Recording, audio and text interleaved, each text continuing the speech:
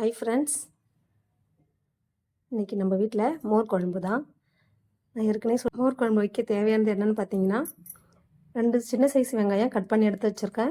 பூண்டு ஒரு 10 பல்லு அளவுக்கு குட்டி குட்டியாக நறுக்கி வச்சுருக்கேன். 3 பச்சை மிளகாய் கட் பண்ணி எடுத்து வச்சுருக்கேன். தயிர் 1/2 லிட்டர் அளவுக்கு எடுத்து வச்சுருக்கேன். வச்சு எண்ணெயும் விட்டுருக்கேன். எண்ணெய் காஞ்சிடுச்சு. இப்போது கடுகு பெருஞ்சீரகம் போட்டு தாளிச்சிக்கலாம். கடுகு பொரிஞ்சிடுச்சு.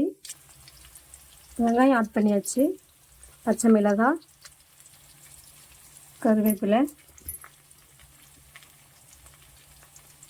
இஞ்சி பூண்டு 2மே சேர்த்துக்கலாம்.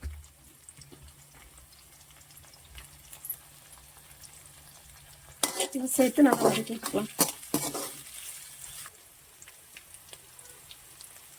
மஞ்சள் தூள் ஆட் பண்ணியாச்சு. பாருங்கள், எல்லாமே நல்லா வதங்கிட்டு இருக்கு.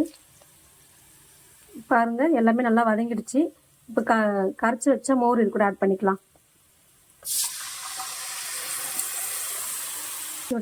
உப்புமே ஆட் பண்ணி தான் நான் கரைச்சி எடுத்து வச்சுருக்கேன். எல்லாமே ஆட் பண்ணியாச்சு. இது ஒரு கொதி விட்டு எடுத்தா மோர் குழம்பு.